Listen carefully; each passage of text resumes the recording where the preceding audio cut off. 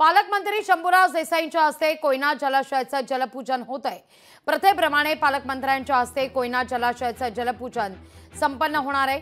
कोयना धरणात 100% जलसाठा असल्यानं पाणी प्रश्न मिटलाय।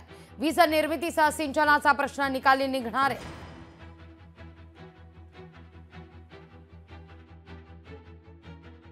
दरवर्षीच्या प्रथेप्रमाणे कोयना जलाशयाचं कोयना माईचं ओटी पूजन करून या ठिकाणी ओटी भरण आपण केलेलं आहे। 103 TMC आज पाणीसाठा आहे आणि लवकरच तो पूर्ण क्षमतेने म्हणजे 105 TMC पर्यंत जाईल।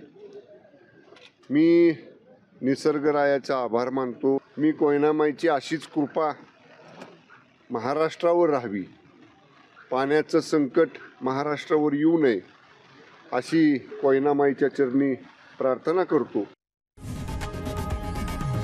लोकशाही मराठी ऐका, पहा, जागरूक रहा।